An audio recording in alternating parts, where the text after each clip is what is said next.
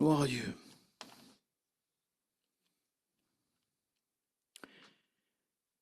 Est-ce que vous avez remarqué qu'en ce moment, il y a des tempêtes de partout?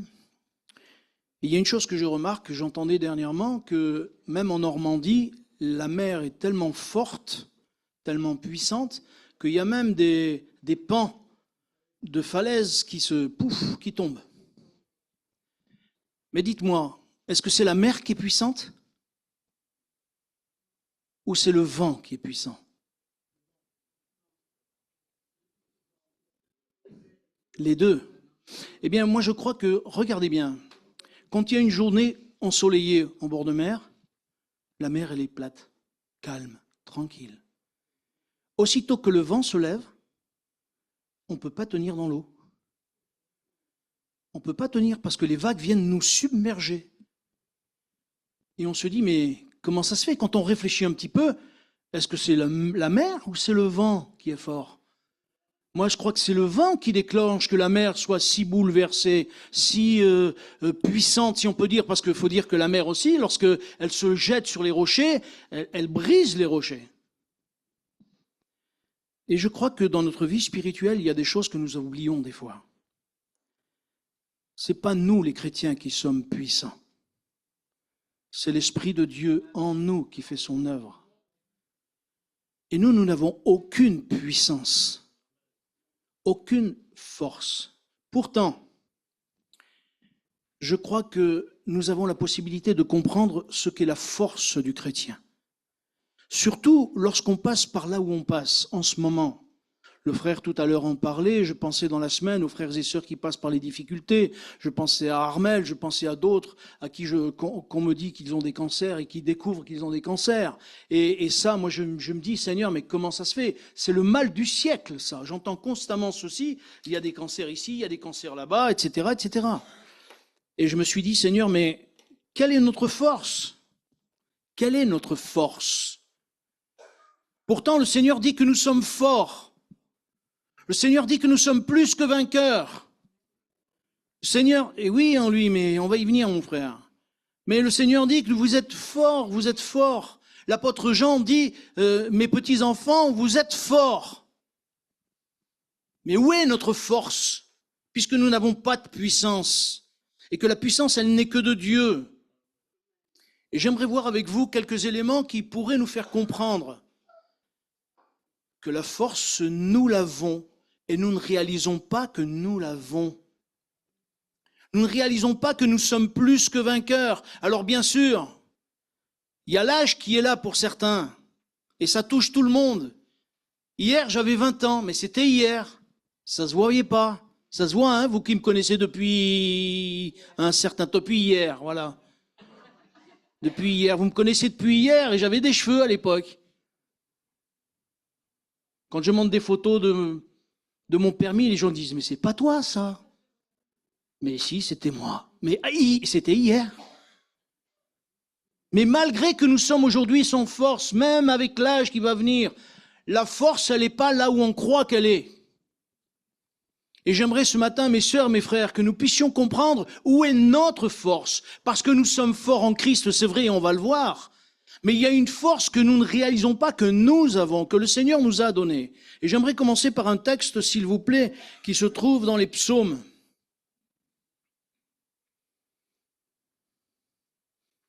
Le psaume 40.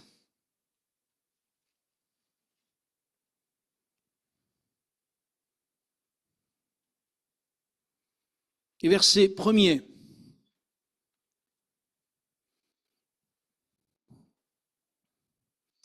Psaume 40, verset 1, il est écrit au chef des chantres de David, psaume. J'avais mis en l'Éternel mon espérance, et il s'est incliné vers moi, il a écouté mes cris. Il m'a retiré de la fosse de destruction, du fond de la boue, et il a dressé mes pieds sur le roc. Il a affermi mes pas. Il a mis dans ma bouche un cantique nouveau, une louange à notre Dieu. Amen. Il a mis mon pied sur le roc, il m'a retiré de la boue. Est-ce que c'est pas le Seigneur qui a fait ça déjà? Et c'est pour ça que nous sommes forts. Parce que le péché n'a plus de pouvoir sur nous. Le diable n'a plus de pouvoir sur nous. Parce que le Seigneur a mis nos pieds sur le roc. Le roc, c'est qui? C'est Jésus-Christ. Et parce qu'il a mis nos pieds sur le roc, alors nous n'avons pas à avoir de crainte. Nous n'avons pas à avoir de peur. Nous sommes sur le roc, sur le rocher des siècles, comme nous dit la parole de Dieu. Il est évident que ceux du monde aujourd'hui, on comprend leur peur. Et moi, je peux comprendre leur inquiétude, leurs angoisses, je peux les comprendre. Parce que sur qui ils peuvent s'appuyer? Même sur tous ceux qui veulent s'appuyer, c'est comme dit la parole de Dieu, c'est comme un roseau qui leur perce la main. Il n'y a rien pour s'appuyer. Chaque fois qu'ils s'appuient sur quelque chose, ils sont déçus. Chaque fois qu'ils s'appuient sur quelque chose, ils sont bouleversés, ils comprennent plus, ils sont perdus. Ils disent, mais je croyais que, mais rien du tout. Mais nous savons, en lui, il est le roc. Et ma sœur, mon frère, si aujourd'hui tu te sens faible, si aujourd'hui tu as l'impression de plus rien avoir à comprendre, tu dis, mais je ne comprends plus, n'oublie pas, tu as tes pieds sur le roc. Et parce que tu as tes pieds sur le roc, tu n'as rien à craindre. Il est avec toi, il l'a promis. Et si tu t'appuies sur lui, tu ne seras pas déçu. Mais il faudra vraiment que tu t'appuies sur lui et pas ailleurs. Je suis désolé, je veux casser personne, mais ne vous appuyez pas sur les pasteurs. Ne vous appuyez pas sur les anciens. Appuyez-vous sur le bon berger, qui est Jésus, et qui est le roc. Parce qu'en lui, il n'y a pas de défaillance. Il nous a montré qu'il était le roc solide. Dans Éphésiens, j'aimerais le lire avec vous, s'il vous plaît. Je vais essayer d'aller vite parce que j'avais plein de choses à vous dire. Et je vais essayer d'aller vite. Éphésiens, s'il vous plaît, au chapitre 1er. L'apôtre Paul dit ceci, verset 3. Éphésiens chapitre 1er, verset 3. « Béni soit le Dieu et Père de notre Seigneur Jésus-Christ, qui nous a bénis de toute bénédiction spirituelle dans les lieux célestes en Christ. » Est-ce que vous croyez que vous avez été bénis dans les lieux célestes déjà? Et bien sûr, parce que notre nom, il est inscrit dans le livre de vie. Il y a combien de gens qui ne savent pas que leur nom n'est pas inscrit? Et ils ne savent pas ce qu'il y a derrière, ils ont peur de la mort, ils tremblent devant la mort, ils ne savent pas. Mais nous savons que notre nom est inscrit dans le livre de vie. Et Dieu nous a déjà bénis dans les lieux célestes.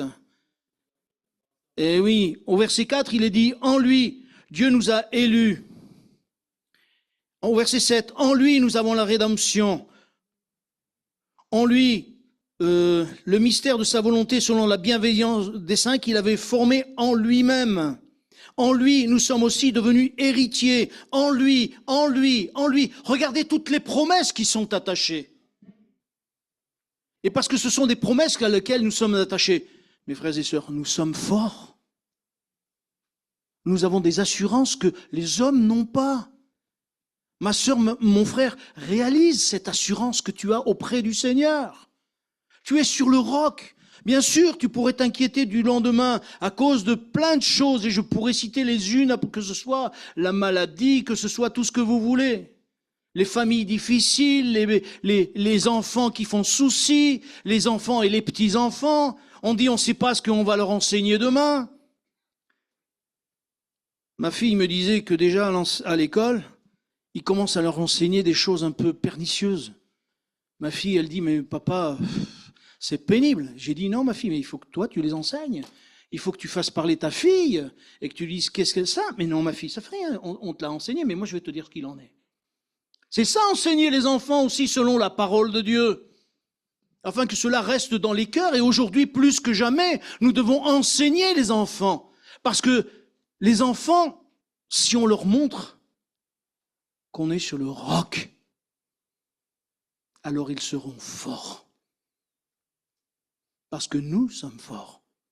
Est-ce que vous êtes conscient que nous sommes forts? Et il y eut un grand silence. On se croirait au début de la création. Mes frères et sœurs, nous sommes forts en Christ. Parce qu'en lui, nous avons tout.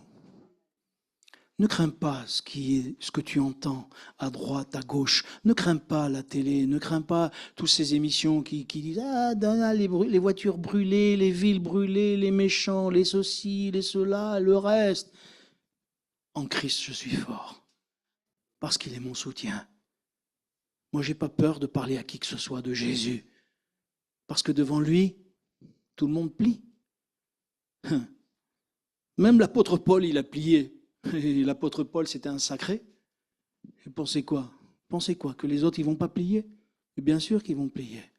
Nous avons déjà plié. Et heureusement que nous avons plié le genou déjà devant lui. Parce qu'aujourd'hui, nous sommes forts en lui et par lui. La deuxième chose que j'aimerais vous dire, on va lire juste un texte, s'il vous plaît. Dans l'évangile de Luc, au chapitre 10,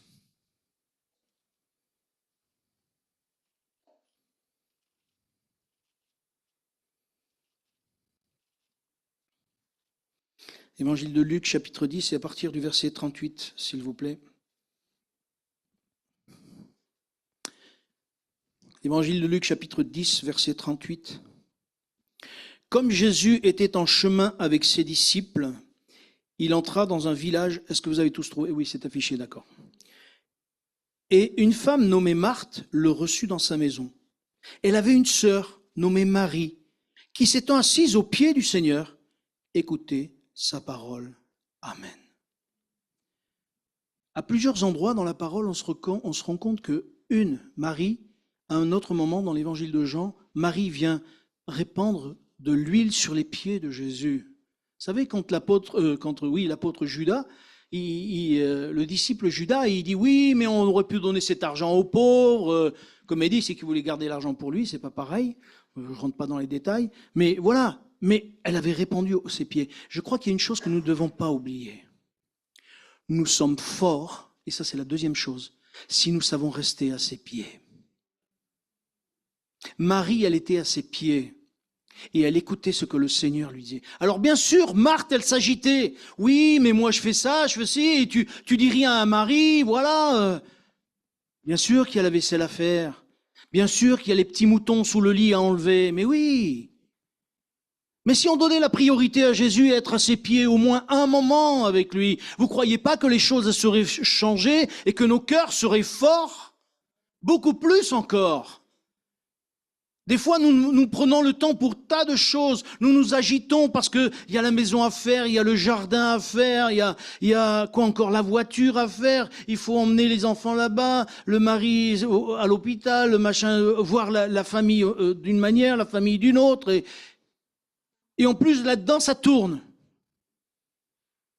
Et on ne laisse pas un moment pour que le Seigneur puisse nous enseigner, que le Seigneur puisse nous parler. On ne se tient pas à ses pieds pour dire « Seigneur, parle ». Et je sais ce que je dis, parce que maintenant je suis un peu moins au boulot à Lyon, mais pour monter à Lyon de chez moi, il y a 40 kilomètres. Rien que pour aller, retour 80. Et quand le matin je devais partir, et à une époque j'étais sur Valence, c'était bien pire encore.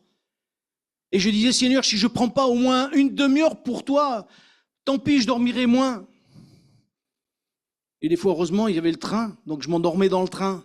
Mais quand je viens de Lyon, des fois, je m'endors en voiture, je dis non, oh, réveille-toi, j'ouvre la fenêtre, je mets de la musique un peu plus forte. Mais je veux garder ce temps pour la parole. Et le peu que je peux prier pour le Seigneur, je veux être à ses pieds, parce que c'est lui qui nous rend forts pour la journée que nous avons. Nous ne savons pas la journée que nous allons avoir. Nous ne savons pas les moments où on va voir qu'on va être troublé, bousculé. Mais si je prends du temps devant lui, alors je serai fort. Et ma réaction devant les autres sera tout à fait différente. Mes paroles seront différentes, mes pensées seront différentes. Mon caractère va changer. Parce que je le dis souvent, et je me rappelle ma mère en même temps, ma mère disait, à force d'aller avec un boiteux, tu deviens boiteux. Mais à force d'aller avec Jésus qui est saint, je vais devenir saint. Et si je deviens saint, mon caractère va changer en fonction de Jésus. Et forcément, le fait de se tenir à ses pieds les choses vont changer. Marie, c'est encore celle qui, justement, alors je ne sais pas laquelle de Marie, parce qu'il y en avait plusieurs, mais Marie, c'est celle qui va aussi au tombeau. Et quand elle cherche partout où il est, à un moment donné, elle voit des anges qui lui ont dit « Non, mais il est ressuscité ». Et à un moment donné, elle voit quelqu'un qui vient là et qui lui dit « Mais elle croit que c'est le jardinier ». Vous vous rappelez dans l'évangile de Jean ? Et elle croit que c'est le jardinier. Elle dit « Si tu as emmené le corps, ben, rends-moi-le et moi je le prendrai, je l'emmènerai ». Et moi, ce qui me touche, Jésus lui dit « Marie ». Il connaît notre nom. Et quand il lui dit Marie, la paix, elle est venue dans son cœur. La sérénité est venue dans son cœur. Il n'a pas dit grand-chose. Il a dit Marie. Et moi, j'aimerais, mon frère, ma sœur, mon frère, que tu réalises que ce matin, le Seigneur veut t'interpeller par ton prénom. Et te dire, je suis là. Tu es fort en moi. Tu es forte en moi. Et si tu es forte en moi, tu n'as rien à craindre. Marie était dans la crainte, et on peut comprendre. Et il lui a dit, Marie. Et à ce moment-là, tout a changé dans son cœur. Elle a compris, elle a entendu la voix du bon berger qui l'appelait par son prénom. Et elle a su que c'était lui. Et le matin, si tu te tiens à ses pieds, tu vas voir que le bon berger va t'interpeller par ton nom. Il va te parler, il va te faire du bien, il va apaiser ton cœur. Et tous tes soucis, tous tes problèmes, tu vas les voir à sa manière, à lui, et non pas la tienne. Toi, tu t'inquiètes pour tes enfants, pour ton mari, pour ta femme et pour tout le reste. Mais le Seigneur t'appelle par ton nom, parce qu'il veut te dire, je suis avec toi, tu es forte en moi, tu es fort en moi. Et ça, ma sœur, il faut que tu le comprennes. Soit mon frère, il faut que tu le comprennes. Toi, ta force, non, tu n'as pas de force. Comme je disais, la mer, elle n'a pas de force sans le vent. Et nous n'avons pas de force sans lui. Mais lui, il est avec nous. Il est notre force. Et c'est pour cela que nous sommes forts en lui. Je vais essayer d'accélérer. Je voulais vous dire, ce n'est pas la peine de s'agiter. Parce que le fait de s'agiter, ça ne changera rien. Le fait de courir, essayer de courir, ça ne changera rien. Par contre, se tenir à ses pieds, ça change tout. Je crois que je vous l'ai déjà raconté, mais vous permettez, tant pis, je prendrai 5 minutes de plus. Quand j'étais jeune, je venais de me convertir. J'avais 17 ans et demi, 17 ans et demi. Et je commençais avec le Seigneur, ma vie avec le Seigneur, et je lisais la parole. Et j'avais décidé de vraiment lire la parole. Et je me levais vite fait, et je prenais un moment ou un passant, et je lisais la parole. Et un jour, je me suis un peu égaré, j'ai lu un peu trop longtemps, et quand j'ai vu, là, le bus, il est passé. J'ai dit, pur, et je vais arriver à l'école, je vais me faire donner, ils vont me envoyer un mot des parents, et patati, et patala. J'ai dit, écoute Seigneur, comme tu voudras. Et moi, je descends jusqu'au bus, je siffle, tranquille. De toute façon, au point où j'en suis, tant pis Seigneur, j'ai pris du temps avec toi, ça n'a pas d'importance. J'ai pris mon temps, j'arrive au bus, mais il y avait un monde. Je dis, mais qu'est-ce qui se passe? Je dis aux gens, mais comment ça se fait que vous êtes là tous? Le bus, il est en retard. Ça fait 20 minutes qu'on l'attend, le bus, il est en retard. Je dis, merci Seigneur, ce matin, je ne vais pas être le seul en retard. Dieu, il est fidèle, mes frères et sœurs. Dieu, il est fidèle. On est tous arrivés en retard, alors on défilait à l'école, tous à l'école, en retard. Mais c'est le bus, ouais, j'ai compris, allez, c'est bon, passez. Allez, c'est bon, on passe. On était tous en retard, alors forcément, ça décalait tout, parce que comme il y avait 20 minutes de retard, tous les autres bus étaient en retard. Enfin, on était tous en retard par rapport à tous les autres bus. Si on sait prendre du temps pour Dieu, Dieu nous arrange excusez-moi de dire ça, mais Dieu nous arrange les bidons, comme on dit certaines fois. Dieu nous arrange les choses, là, un petit peu. Non pas selon nous, mais selon ce qu'il voit dans nos cœurs. Et c'est pour cela que nous sommes forts. C'est pour cela que nous n'avons pas à craindre. Prenons le temps vraiment de prendre à ses pieds le temps de dire, Seigneur, je veux prendre au moins 5 minutes, 10 minutes avec toi. Toi, tu vas m'arranger les choses. Et le Seigneur le fera. Parce que vraiment, il est celui qui prend soin de nous. Une autre chose encore où nous sommes forts et nous ne le réalisons pas toujours, Mes frères et sœurs, si nous voulons rester forts, parce que la force que nous pouvons avoir pour un temps, si nous ne veillons pas sur ça, cette force, elle peut partir, parce que nous pouvons nous décourager, nous pouvons nous laisser envahir par tout ce monde et toutes ces choses qui viennent envahir nos cœurs. Et Dieu nous a donné sa parole, et c'est avec sa parole que nous serons forts. Qu'est-ce qui nous rend forts dans cette vie? C'est la foi. Mais la foi, elle vient de quoi? De ce qu'on entend. Et ce qu'on entend vient de la parole de Christ. Vous connaissez la référence depuis le temps que je vous le dis. Amen, vous connaissez la référence, la sœur, elle a dit. Vous connaissez la référence? La foi vient de ce qu'on entend vient de la parole de Dieu. Ah, elle est dans le cœur, d'accord. C'est plus simple. La foi vient de ce qu'on entend, c'est Romains 10, 17. Et je vous invite à garder ce verset dans votre cœur. La foi vient de ce qu'on entend vient de la parole de Christ. C'est quelque chose que nous devons garder dans notre cœur. Parce que dans les moments où ça va pas aller, on va se rappeler, le Saint-Esprit va nous le rappeler. Et nous allons vraiment être encouragés. Et on se rend compte que lorsqu'on garde ces versets, si Dieu nous a donné ça, même le diable, il peut rien faire contre ça. Parce que c'est ce qui est arrivé lorsque Jésus était justement dans le désert, que le Saint-Esprit a conduit Jésus dans le désert pour être tenté par le diable. Et le diable a voulu piéger Jésus. Mais Jésus a parlé avec sa parole. Et j'y reviendrai régulièrement, mes frères et sœurs, parce que le diable voudra toujours nous piéger. J'entends même d'autres prédicateurs qui le disent, et moi je vous l'ai déjà dit, à Givors,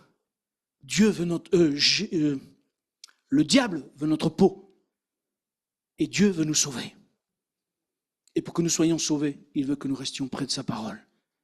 Parce qu'en étant près de sa parole, notre foi sera renouvelée et nous serons encore forts en lui. Voilà le troisième point.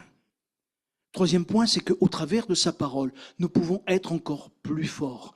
Et c'est là que nous allons vraiment apprendre à aller de l'avant et à changer de plus en plus. Quatrième point, s'il vous plaît.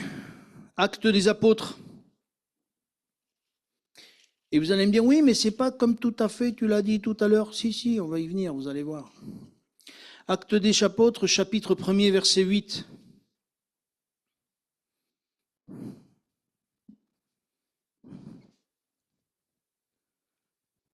Il est écrit, mais vous recevrez une puissance, le Saint-Esprit survenant sur vous, et vous serez mes témoins à Jérusalem, dans toute la Judée, dans la Samarie et jusqu'aux extrémités de la terre. Et vous serez mes témoins à Givors, à Grigny, jusqu'à Vienne et jusqu'aux extrémités de la terre. Ça vous intéresse ou pas? Et là, il est dit, vous recevrez une puissance. La puissance, elle vient du vent, elle ne vient pas de nous. Et si c'est le vent qui nous pousse, alors nous allons goûter à la puissance de Dieu. Mais à condition que le Saint-Esprit nous pousse, comme le vent pousse la mer. La mer qui a ses effets sur cette terre, la mer qui a ses effets en Normandie et sur toutes les côtes. Eh bien nous voulons avoir cet effet pour que le péché soit détruit et que des âmes soient sauvées. Et là nous serons forts si le Saint-Esprit est en nous. Et là, nous serons forts si nous laissons le Saint-Esprit agir en nous. Il y a des gens qui ne parlent pas en langue parce que justement, ils ont peur un petit peu. Et j'ai connu un frère qui ne savait pas trop. Certains l'ont connu, M. Pomato. Et il maîtrisait pas, il voulait tout maîtriser et tout. Mais on ne peut pas maîtriser Dieu. Est-ce que vous pouvez maîtriser le vent? Vous avez attrapé le vent déjà dans votre main? Celui qui a attrapé le vent qui vient de me voir, je serais content de... Vous pouvez même essayer de mettre dans une bouteille. Ça ne marchera pas. De la même manière, le Saint-Esprit, vous ne pouvez pas l'attraper. Par contre, le Saint-Esprit peut vous attraper et se servir de vous.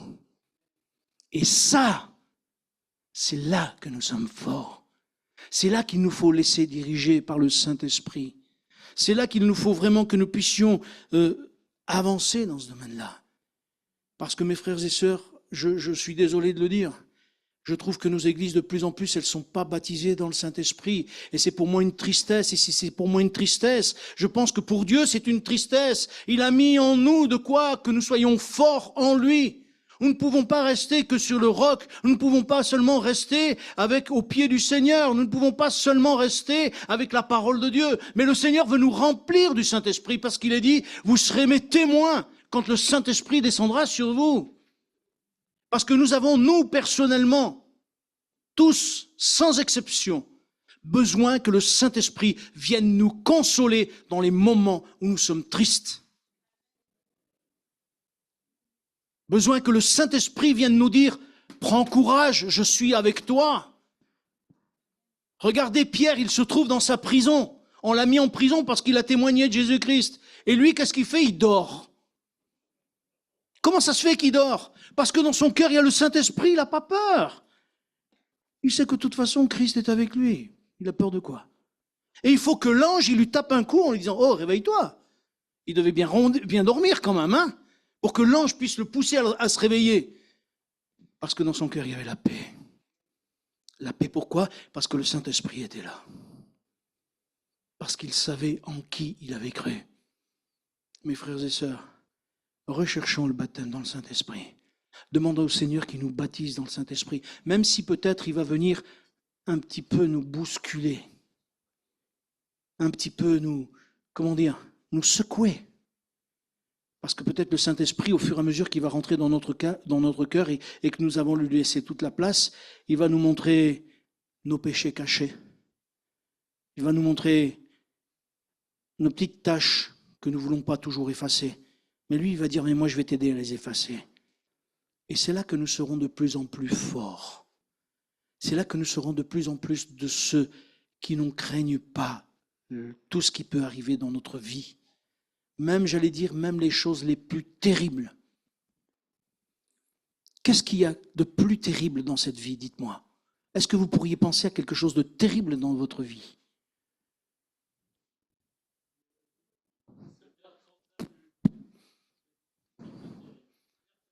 Oui, mais moi je ne parle pas de ça. Parce que Christ est en nous et que nous sommes sur le rocher. Mais dans la vie de tous les jours, il y a des choses qui, des fois, nous donnent, comme disait le frère, une mauvaise nouvelle qui justement nous perturbe dans notre foi. Et ça nous perturbe dans notre foi au point que nous n'arrivons plus à avancer. Nous nous laissons déborder. Eh oui. Et le Saint-Esprit sera là pour nous soutenir. Le Saint-Esprit sera là pour nous parler. Le Saint-Esprit sera là pour nous dire, ne t'inquiète pas, je vais régler moi le problème. Vous savez, quand Dieu règle les choses, il les règle bien. Hein? Il fait tout à merveille, disait la parole de Dieu quand il était sur la terre. Mais sachez qu'aujourd'hui, le Saint-Esprit fait tout à merveille aussi. Et parce qu'il fait tout à merveille, il faut nous attendre à lui. Et c'est pour cela qu'il nous faut vraiment que dans nos cœurs, nous puissions prier pour le baptême dans le Saint-Esprit. Non pas pour une personne, mais pour toute l'Église. Et que ce soit comme au jour de la Pentecôte. Et que personne ne puisse pas rentrer ici en disant, mais oh, c'est une église comme une autre. Non, non, non, non. Que tous ceux qui rentrent puissent dire, ici, il y a la présence de Dieu. Ici, il y a la présence de Dieu. Et que réellement ce soit quelque chose que nous puissions vivre les uns et les autres. Et vous savez, quand le Saint-Esprit est là, quelles que soient les personnes, eh bien, elles seront confondues. Parce que l'apôtre Paul qui voulait rien savoir, et lui c'était un féru, j'allais dire, de la parole de Dieu, plus que nous ne le sommes nous. Mais quand le Saint-Esprit est descendu sur lui et que Jésus lui a parlé, l'apôtre Paul, il l'emmenait pas large. Et il va dire, mais qui es-tu, Seigneur? Mais qui c'est que tu me parles là? Et il va comprendre. Il va comprendre. Moi, j'aimerais que tous ceux qui rentrent dans cette salle puissent comprendre que Jésus est le Sauveur et qu'il veut sauver leur âme. Mais pour ça, il faut que nous tous, nous soyons remplis du Saint-Esprit, afin que le Saint-Esprit soit libre au milieu de nous. Et nous avons besoin de balayer dans nos cœurs tout ce qui est rancune, tout ce qui est méchanceté, tout ce qui est dureté, tout ce qui est supériorité les uns par rapport aux autres. Tout ça, il faut le balayer, mes sœurs et sœurs, mes frères et sœurs. Il faut balayer tout ce que le Saint-Esprit n'est pas d'accord avec nous. Mais il n'y a que le Saint-Esprit, même, parce que même moi, si je dis les choses, vous allez dire, c'est Robert qui parle, en plus il n'est même pas pasteur. Mais quand le Saint-Esprit parle, c'est autre chose. Et j'aimerais vous dire, il nous faut vraiment prier pour que le Saint-Esprit balaye de nos cœurs ce qui n'est pas à sa gloire. Et alors, nous serons forts en lui et beaucoup plus forts encore.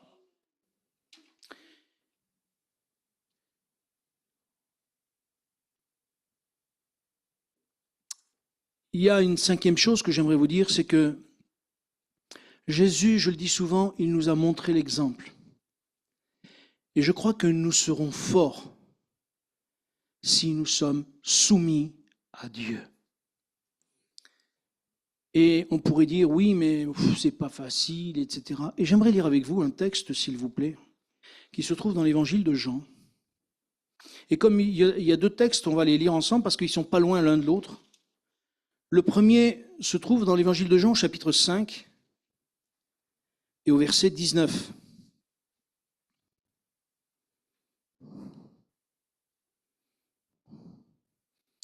Les Juifs ont toujours cherché à faire mourir Jésus parce qu'en fait, il leur disait des choses qui les bousculaient.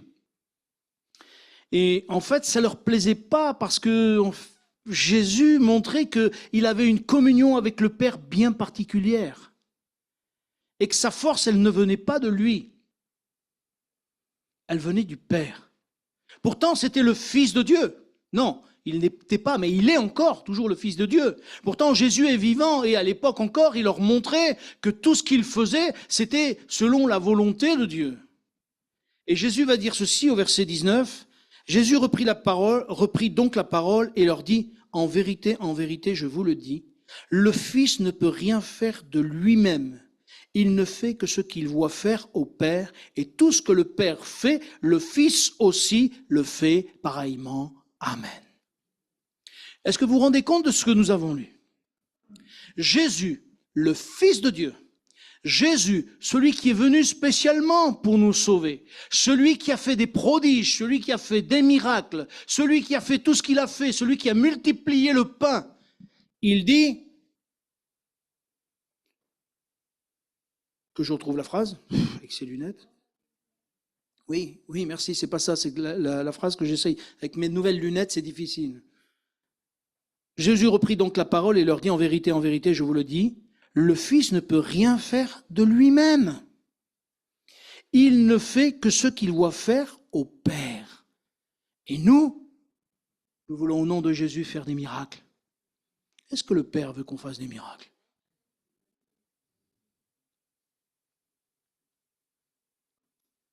Est-ce que vous croyez que Dieu peut bénir un pécheur qui ne veut pas se repentir? Est-ce que vous croyez que Dieu peut guérir quelqu'un qui ne veut que la guérison et qui, bien sûr, Dieu peut le faire. Mais nous voudrions à tout prix qu'il soit guéri, à tout prix qu'il soit sauvé, à tout prix que ceci, à tout prix que cela. Mais est-ce que Dieu l'a décidé comment?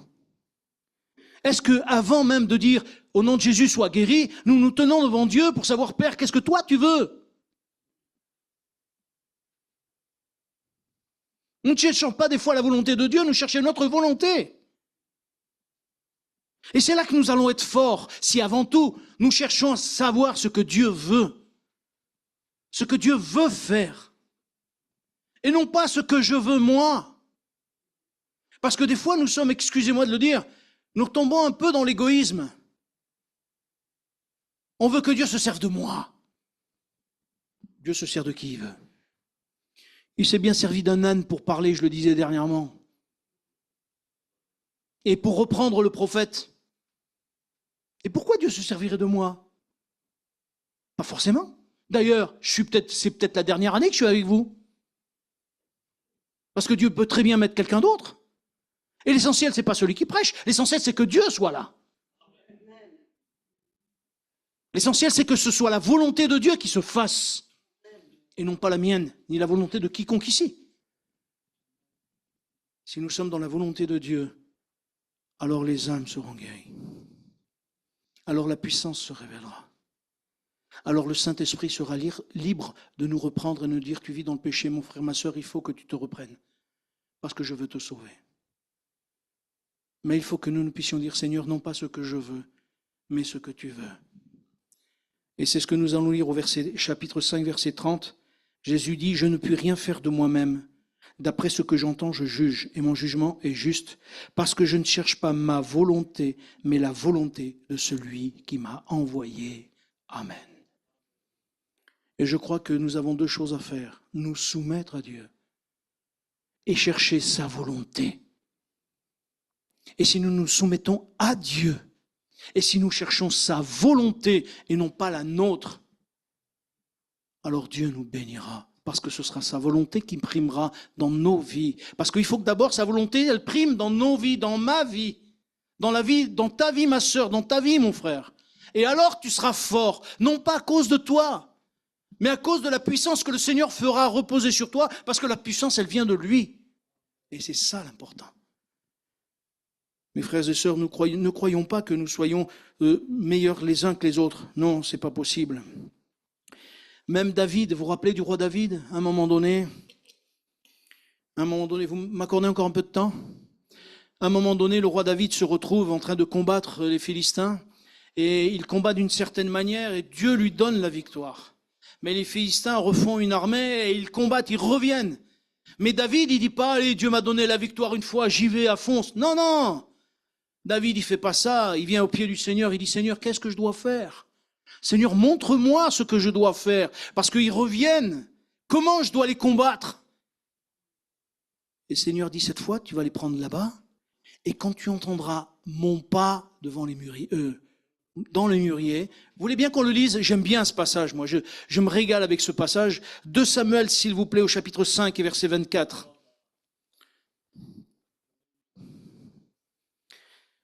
2 Samuel, chapitre 5.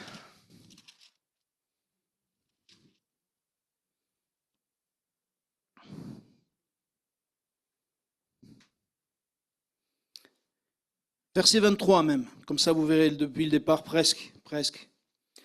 Il est écrit ceci, David consulta l'Éternel et l'Éternel dit, tu ne monteras pas, tourne-les par derrière et tu arriveras sur eux vis-à-vis des mûriers.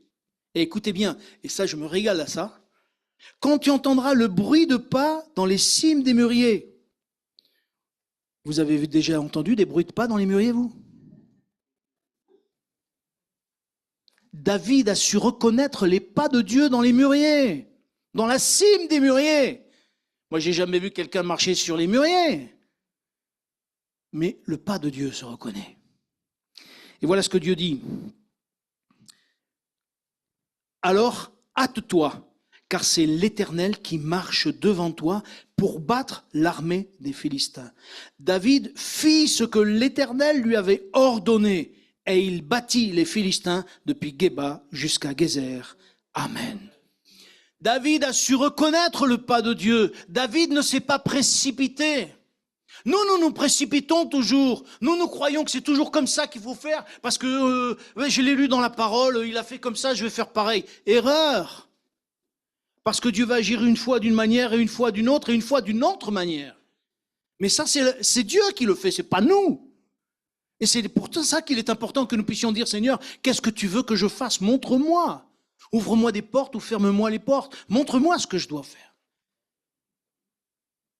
Et je crois que si vous êtes tenus au pied du Seigneur, vous entendrez les pas de Dieu sur la cime des mûriers. Et vous serez vainqueurs en lui. Et vous serez vainqueurs en lui. Dernière chose, s'il vous plaît, je m'arrêterai là après. 2 Corinthiens au chapitre 12. Parce que je vous ai parlé de force jusqu'à présent.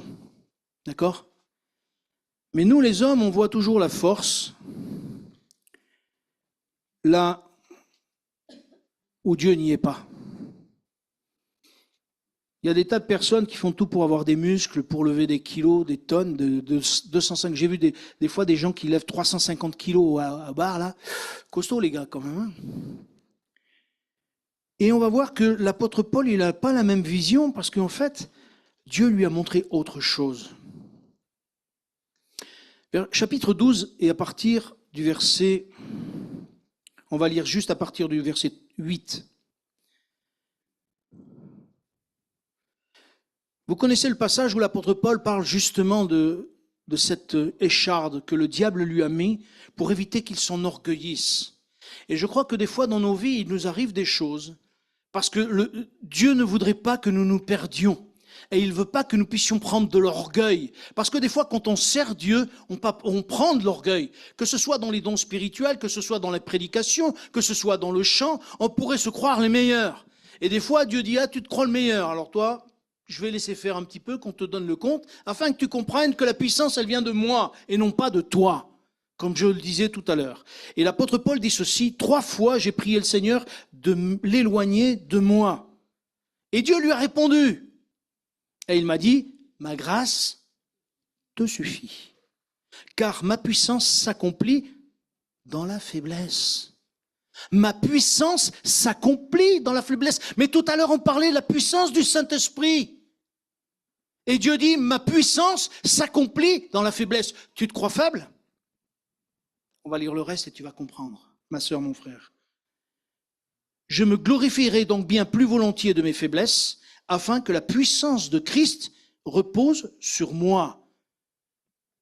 Peut-être que tu es faible, mais parce que peut-être la puissance de Dieu repose sur toi. Tu ne le voyais pas comme ça, peut-être, hein? Tu ne le voyais peut-être pas comme ça. C'est pourquoi je me plais, il dit l'apôtre Paul, je me plais dans les faiblesses, dans les outrages, dans les calamités, dans les persécutions, dans les détresses, pour Christ. Car quand je suis faible, c'est alors que je suis fort. Ma sœur, mon frère, si tu estimes que tu es faible, donne gloire à Dieu. Parce que pour Dieu, tu es forte, tu es fort. Et tant que tu estimeras que tu es faible, gloire à Dieu. Parce que moins tu ne pourras pas prendre de l'orgueil. Et au moins, si on veut t'accuser d'orgueilleuse, tu diras oui, bien sûr. L'apôtre Paul dit, je me plais. Vous vous rendez compte? Dans les faiblesses, dans les outrages, dans les calamités, dans les persécutions, dans les détresses. Regardez tous ces mots, c'est fort comme mots. Et il dit, je me plais dedans. Ah, Seigneur, vous vous plaisez, vous, dans la détresse? Ah, c'est dur, hein, ma sœur? Bien sûr que c'est dur. Et dans tout ce qu'il raconte l'apôtre Paul, là, mais comment on peut se plaire? Et l'apôtre Paul dit, car quand je suis faible, c'est là que je suis fort. Ma sœur, mon frère, ce matin, j'aimerais te dire, tu es forte, ma sœur, mais en Christ. Mon frère, ma sœur, mon frère, nous sommes forts en Christ. Non pas à cause de notre force, mais à cause de sa force. À cause de son amour. Et même si nous avons l'impression de ne pas comprendre et de nous sentir faibles, laisse le Seigneur te donner sa force. Tu es déjà forte en lui, tu es déjà fort en lui. Laisse le Saint-Esprit te conduire. Laisse vraiment le Saint-Esprit te conduire et que vraiment tu puisses comprendre que ce n'est pas nous qui devons gagner, c'est lui. Souvent le Seigneur voudrait nous changer, nous transformer, faire de nous des femmes et des hommes parfaits. Est-ce que c'est possible? Ne toussez pas, ne toussez pas. Jésus a dit, soyez parfaits comme votre Père Céleste est parfait. C'est parce qu'il a dit, Jésus. Mais pourquoi ça n'arrive pas? Parce que nous comptons sur nos forces et non pas sur sa force. Parce que nous croyons que nous pouvons, et alors que nous ne pouvons pas. Et c'est là que nous devons vraiment nous lâcher entre ses mains et dire, Seigneur, fais de moi ce que tu voudras. Je veux vraiment faire ta volonté. Et un dernier texte avec vous, s'il vous plaît.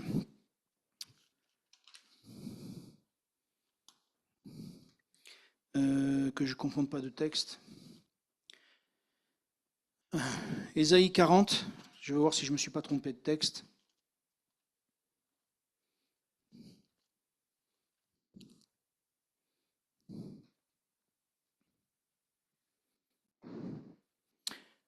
Verset 30.